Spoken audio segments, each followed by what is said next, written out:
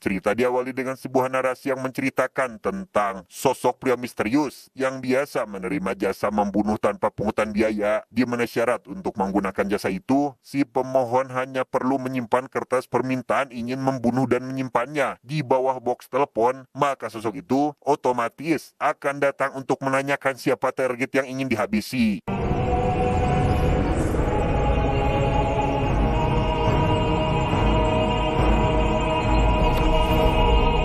Dan kisah akan berfokus pada seorang detektif senior dari kepolisian bernama Tada. Ia yang saat ini ditemani anggota baru bernama Momose akan melakukan penangkapan terhadap sosok tersangka pelaku pembunuhan dan この女性なんですが。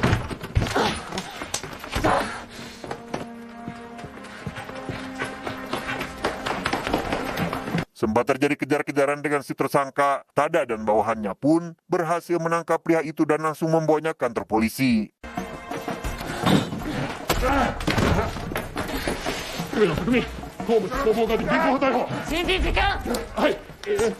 Di tempat lain, seorang rentenir bernama Kijima yang tengah ngopi di salah satu kafe seketika dihampiri pria misterius yang ternyata itu adalah si pembunuh yang sempat dibicarakan, di mana ia ujug-ujug melakukan hal seperti ini.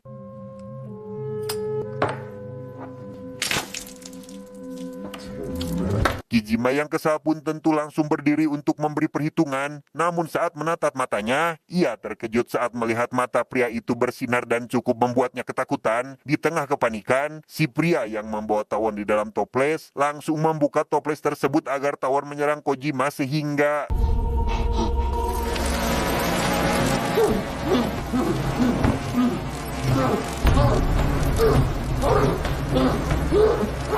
Tada yang mendengar hal tersebut langsung datang ke TKP untuk melakukan pemeriksaan. Setelah melihat wajah Kojima yang kini melepuh, ia ditemui oleh tim investigasi yang mendapat keterangan dari salah satu saksi mata bahwa sebelumnya ada seorang pria mengenakan jas hitam menyeramkan minuman pada tubuh Kojima, dan sesaat setelah itu Kijima langsung mengerang kesakitan.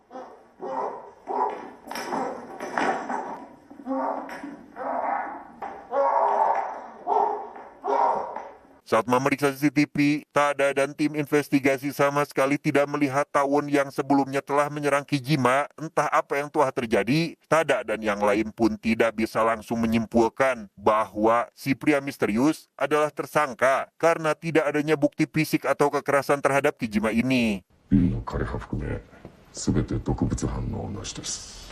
全身の腫れは原因不明。死因は心筋梗塞です。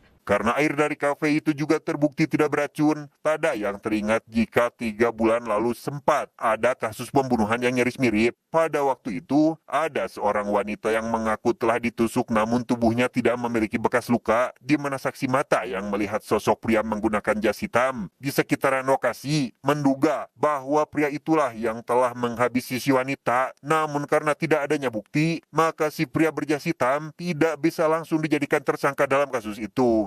証拠は同一人物かどうかもわかんねえだろ。いずれにせよ不能犯ですね。明確な殺意を持って呪いの呪文を唱えても人は殺せない。 Curiga jika kasus kedua ini masih dilakukan oleh orang yang sama, salah seorang tim investigasi yang bernama Yame menduga jika si pelaku memiliki kemampuan bernama Funouhan yang berarti bisa membunuh tanpa harus menyentuh, sehingga mau bagaimanapun hasil dari penyelidikan, hukuman akan tetap menyatakan jika si pria berjas tidak melakukan kejahatan. 不能犯は不能犯。そういうことだ。木島を突然し余計な仕事増やすなよ。証拠が出ないんじゃねえ。 Setelah kasus dinyatakan selesai tanpa perlu melakukan penyelidikan lagi, Tada ditemui oleh teman lamanya bernama Takeru yang mengantar pesanan. Tak lama setelah Takeru pamit pergi, Momose yang penasaran siapa pria itu diberitahu oleh Tada bahwa Takeru adalah temannya saat masih di pelatihan, namun pria itu kini bekerja sebagai koki. 美女が本当に力になってあげたんですね。まあ、そういうことになるかな。 Sejenak kita akan dialihkan pada seorang kepala keluarga bernama Ken. Saat ini ia baru pulang kerja dan disambut hangat oleh sang istri. Kehangatan itu seketika buyar saat si istri melihat Pak RT mengintip dari luar.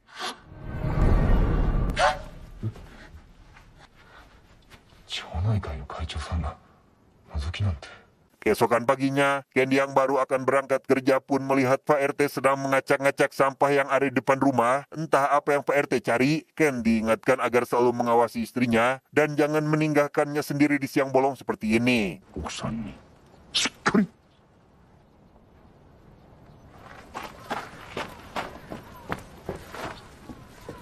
Sepulangnya bekerja, Ken yang mendapati sang istri tengah bersedih sangat dibuat terpukul saat mendengar jika Pak RT telah masuk ke dalam rumah dengan melakukan hal yang tidak boleh kepada istrinya, sehingga Ken yang tentu tidak terima akan hal itu langsung mendatangi Pak RT saat itu juga. Namun Pak RT yang seolah mengetahui keburukan istri Ken justru mengancam balik akan melaporkan si istri ke kantor polisi. 奥さんも全部喋らないといけない。奥さんを愛してるなら。 Karena sang istri juga menyarankan agar tidak melibatkan masalah ini ke pihak berwajib, Ken yang juga setuju akan hal itu diam-diam mencari informasi dari internet terkait sosok pembunuh yang dianggap mitos, namun benar adanya. Dan tebak kemana Ken pergi untuk meminta tolong?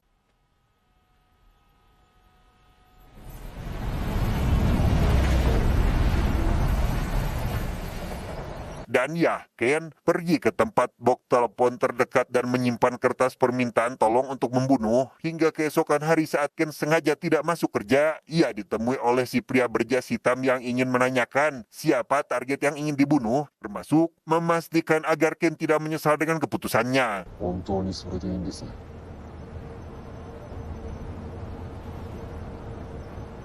Berlokasi di area taman yang minim pengunjung, si pria berjas pun langsung menemui target yakni Pak RT yang akan dihabisinya. Sama seperti yang dilakukan pada Kijima, ia menggunakan sugesti atau semacam hipnotis yang dapat memengaruhi mental si target dan そんなもの飲んで。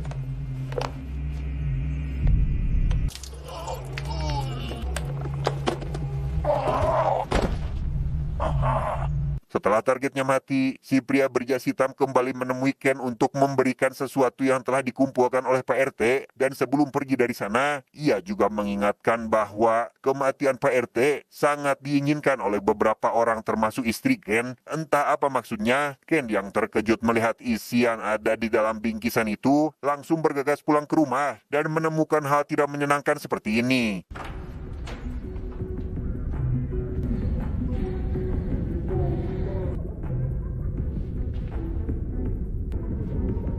Dan ya, Ken baru mengetahui kebusukan istrinya yang suka make dan main laki-laki. Hal itu tentu membuatnya kecewa karena telah dikhianati. Disinilah si istri akhirnya jujur bahwa ia telah berbohong soal Pak RT yang melakukan hal yang tidak-tidak. Sehingga Ken yang tak terima dibohongi pun langsung mengambil asbak kaca dan... ケンちゃんも一緒にしよう。しよう。ね。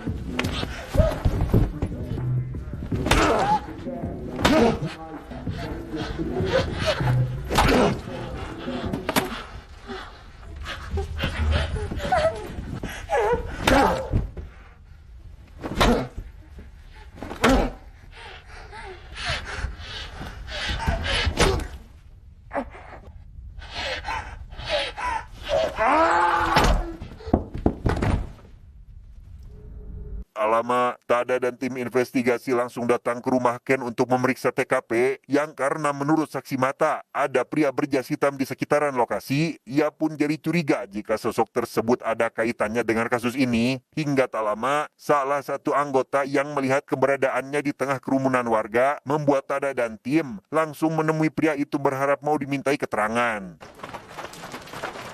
通ります。ちょっと通ります。開けてください。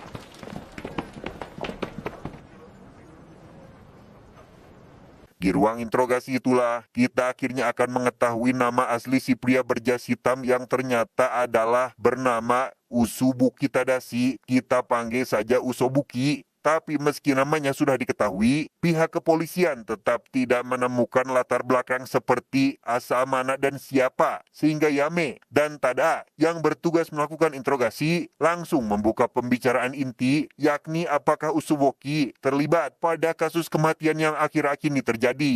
そう言えばいいですか。それとも首でもくくりますか。Usuboki yang mengaku tidak bersalah kembali memberikan sugesti di mana ia membuat Yame seolah melihat sosok siswa yang pernah diinterogasi karena melakukan tindak kejahatan. Pada posisi ini, Yame sepertinya memiliki trauma mendalam yang ada sangkut pautnya dengan siswa itu, hanya bisa terdiam tanpa berkata-kata sampai akhirnya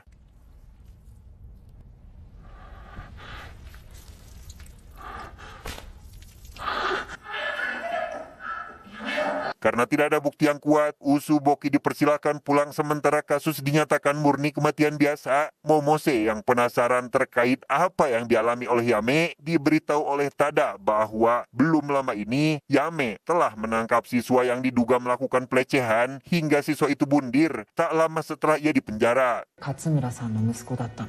何らかの方法でそのことを知って嫁さんの心に揺さぶりをかけたんでしょうね。 Yame sendiri saat ini sudah ada di rumah dan merasa kurang enak badan, dan tepat saat sedang mandi, ia yang tampaknya masih dalam pengaruh sugesti pun kini makin dihantui rasa bersalah karena jadi penyebab si siswa mati sampai akhirnya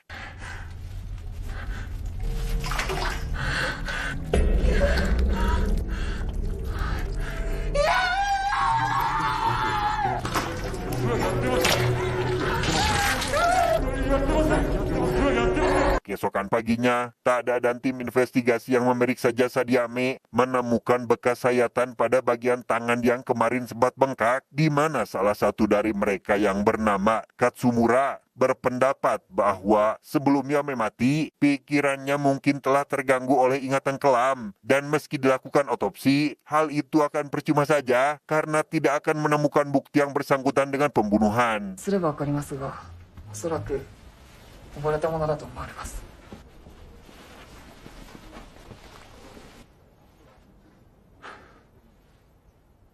Dalang dibalik kasus kematian kali ini, rupanya dilatar belakangi oleh Katsumura yang ternyata adalah ayah kandung dari si murid yang bundir dalam penjara. Ia yang menyimpan dendam mendalam pada Yame pasca kehilangan putranya, diam-diam meminta jasa Usobuki untuk menghabisi wanita itu yang tanpa Katsumura sadari, dirinya juga masuk dalam sugesti dan 勝村さん。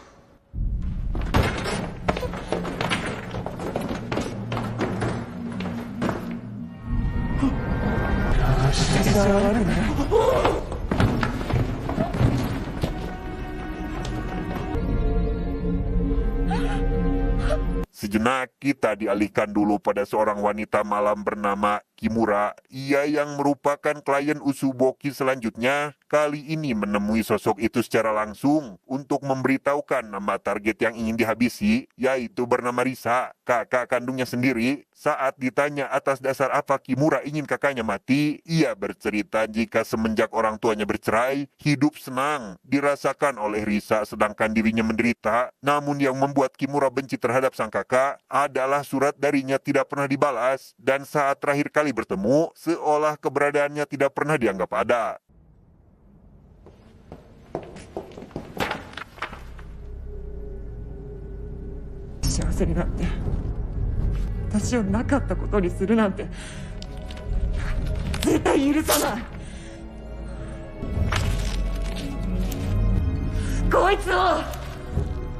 Tanpa buang waktu, Usobuki langsung menemui Risa tepat saat wanita itu akan pergi ke suatu tempat. Ia yang membaluri tangan kanannya menggunakan oli, mengingatkan Risa bahwa mementingkan diri sendiri hanya akan membuatnya lebih cepat mendekati kematian dan...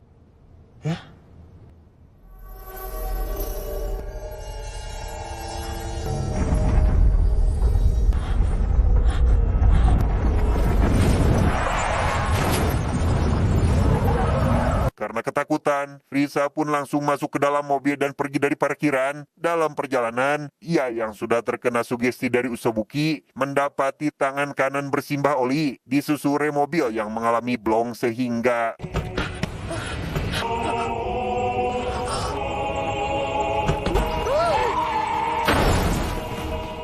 Kembali pada Tada yang saat ini ada di restoran tempat Takeru bekerja, ia yang tengah asik ngobrol terkait Momose yang masih baru di kepolisian, pembicaraan mereka seketika terhenti oleh pelayan senior resto bernama Sakurai yang mengantarkan bonus makanan gratis untuk dicicipi oleh Tada. 本当僕ひどかったですもんね。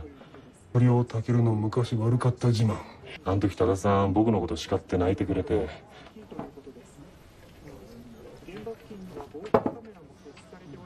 Karena kebanyakan minum, Tada yang tak tahan ingin ongkek pun memilih turun dari taksi. Tak lama, ia dihampiri Usobuki yang seketika melakukan sugesti dan menusuknya menggunakan pisau mainan. Di mana itu, rupanya sengaja Usobuki lakukan untuk mengetes apakah Tada akan terpengaruh oleh kemampuan yang dimilikinya. 稀にいるんですよあなたのように。何ふざけてんの人殺し。 Karena Usobuki tidak dapat mempengaruhi pikiran Tada, ia yang menganggap jika wanita itu berbeda dengan manusia pada umumnya, menganggap Tada sebagai satu-satunya orang yang berpotensi dapat menghentikan aksinya dalam melakukan pembunuhan. Dan karena Tada penasaran apa tujuannya, Usobuki memberitahu bahwa dirinya tidak pernah memiliki niatan untuk menghabisi nyawa orang lain jika saja tidak ada manusia yang meminta bantuannya.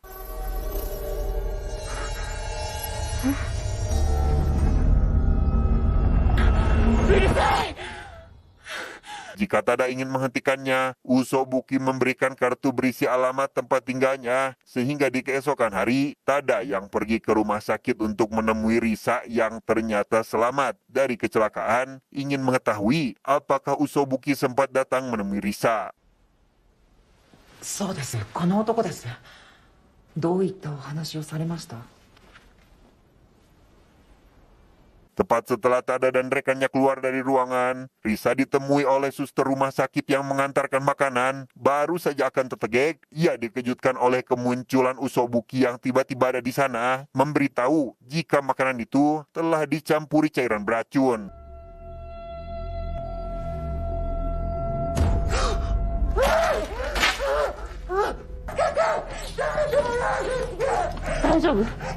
Sementara Tada dan rekannya mencari Usobuki, Risa yang juga dihampiri sang pacar dan perawat tadi ingin mereka tidak datang menemuinya. Namun saat melihat sang pacar yang tampak mesra dengan si perawat, ia yang masih dalam pengaruh sugesti pun tidak dapat membendung emosi dan langsung menghabisi si pacar menggunakan gunting.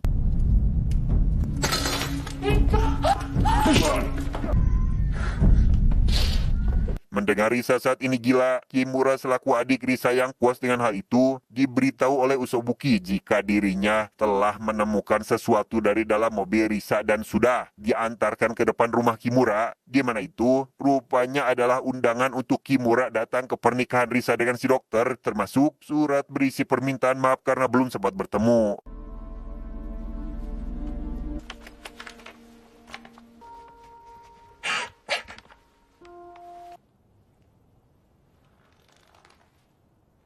Sementara Kimura memilih bundir karena menyesali perbuatannya, kita akan dibawa ke tempat lain di mana Momose tengah makan di salah satu restoran. Ia yang mendapati ada seorang pelanggan melakukan KDRT terhadap istrinya sendiri, langsung menghentikan perselisihan. Tepat saat ada pria misterius yang meletakkan sebuah bom di depan tempat itu dan...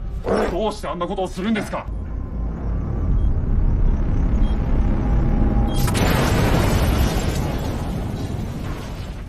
Disinilah Momose sekarang terbangun di rumah sakit dengan luka cukup serius. Tada yang masih tidak bisa menemaninya kini mendatangi Risa untuk memberitahukan terkait Kimura adiknya yang sudah tewas bundir dan memberikan hasil rekaman dalam ponsel yang merupakan pesan terakhir dari Kimura sebelum dia mengakhiri hidupnya. ごめんなさい。妹の木村優さんが自殺されたようです。 Isi dari pesan suara tersebut, Kimura ingin meminta maaf karena telah meminta bantuan Usobuki untuk membuatnya celaka tempo hari, yang karena Risa malah nyeleneh atau melenceng jauh dari inti permasalahan. Tada dan salah seorang rekannya itu pun langsung membawa Risa ke rumah sakit jiwa untuk dicek, yang karena dokter mengatakan mental Risa terganggu. Untuk kedepannya Risa harus melakukan pengecekan rutin ke tempat itu.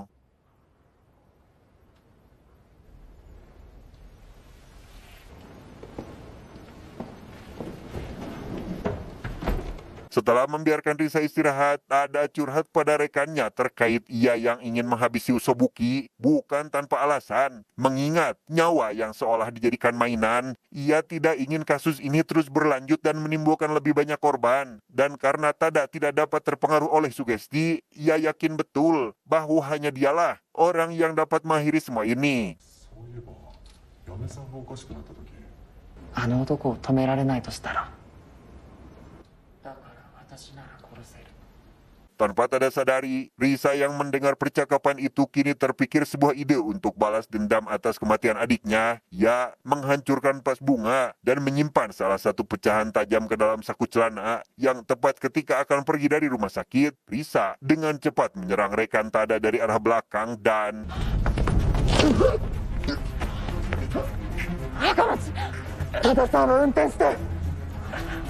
Tak ingin rekannya mati, Tada tidak memiliki pilihan kecuali harus mengikuti keinginan Risa. Ia diam-diam mengirimkan pesan darurat ke kantor pusat dan langsung pergi ke tempat Usobuki berada bersama dengan pihak kepolisian yang akan menyusul. ただに何かあったらしい応援頼む車両を回してくれ Setibanya di tempat tujuan, Tada CS langsung bertemu dengan Usobuki yang seolah mengetahui akan kedatangan mereka. Risa yang ingin Tada menghabisi pria itu, jalannya dipermudah oleh Usobuki dengan memberikan pisau untuk Tada gunakan. Namun karena tidak memiliki alasan kuat untuk membunuh, Tada tentu tidak bisa melakukan hal itu sebelum Usobuki dinyatakan bersalah atas kasus kematian yang sedang terjadi. 違う違う、こうじゃない。 Tanpa banyak pikir, Risa segera mengambil salah satu pisau dan menentengnya tepat pada bawang Usobuki. Ia sengaja bundir di depan sosok itu dan membiarkan pisau tersebut dipegang oleh Usobuki agar pihak kepolisian kali ini dapat menjadikan pria itu sebagai pelaku.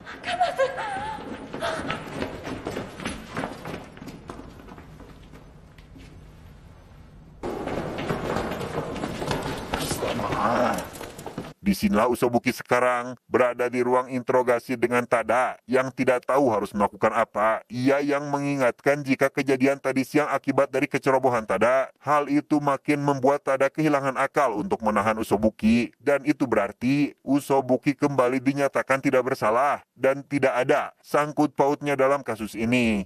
夢原梨沙は自分の首を切ってこの男に刃物を渡しました。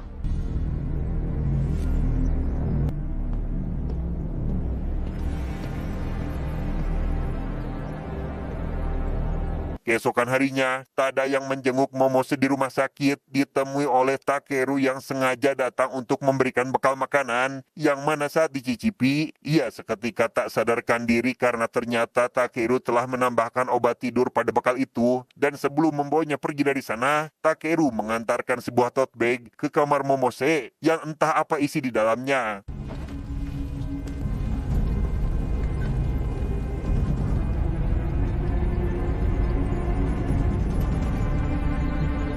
Setelah Tada kembali sadar dari pingsan, Takeru langsung memberikan alasannya melakukan ini bahwa ia ingin balas dendam terhadap Tada karena alasannya berhenti dari pelatihan dulu adalah karena tak kuat mental oleh Tada yang suka merendahkannya. Takeru telah menyiapkan ini semua dari jauh-jauh hari, dimulai dari melakukan pengeboman di beberapa titik, sehingga jelas jika Takeru tidak lain dan bukan adalah pelaku pengeboman waktu itu. 壊れちゃう様って綺麗だよねすごい綺麗な表情を見せてくれると思ったんだ Di sana, Takeru juga memberitahu jika dirinya kali ini telah menyimpan bom. Satu di ruang perawatan Momose, dan satu lagi ada di sekolah TK yang tidak jauh dari tempat mereka sekarang. Ia ingin Tada memilih satu di antaranya untuk diledakkan, karena jika tidak, maka kedua bom tersebut akan diledakkan sekaligus. あれも俺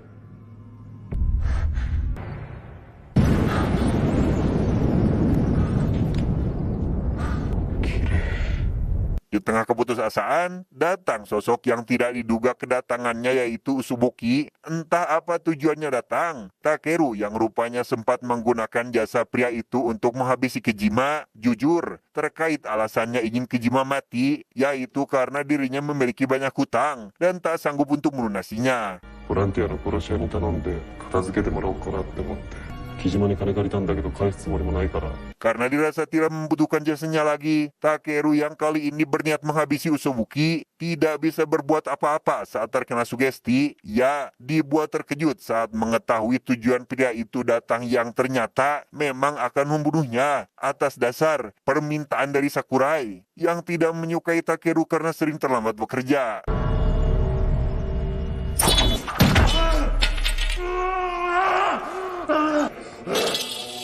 Tada yang tidak ingin ada lagi pembunuhan, akhirnya memilih nekat dan menusuk bagian perut Usobuki menggunakan pisau. Ya, juga memborgol tangan Kateru pada batang paralon supaya tidak bisa melancarkan aksinya. Setelah menghancurkan semua ponsel yang jadi pemicu ledakan, Tada dengan cepat menghubungi pusat untuk mengamankan area sekolah, sedangkan dirinya akan pergi ke rumah sakit untuk menjauhkan bom dari Momose.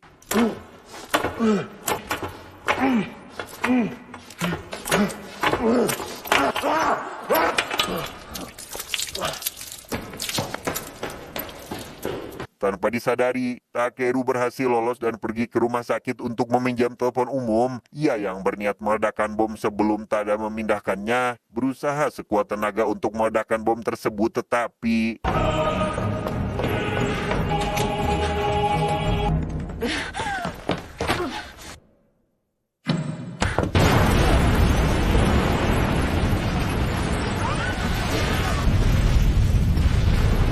Karena Tada berhasil memindahkan bom tepat waktu, Takeru yang akan meledakkan bom di sekolah TK juga harus terhenti karena Usobuki kembali datang menemuinya. Dan saat terkena sugesti, ia sangat dibuat terkejut saat melihat bom yang telah dibawanya sampai di sekolah, kini sudah ada tepat di sampingnya sehingga...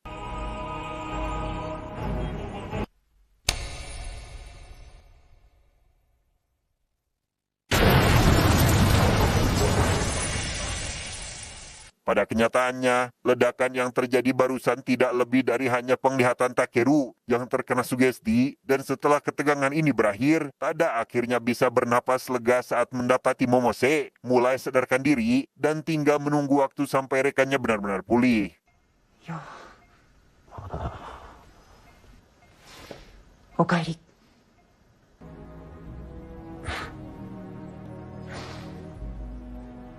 Dalam perjalanan pulang, Tada yang secara kebetulan bertemu lagi dengan Usobuki dibuat terkejut saat melihat sosok itu seolah sembuh dari luka tusuk tadi, entah manusia atau iblis, namun ia mengaku akan menunggu sampai Tada memiliki niatan murni ingin menghabisinya.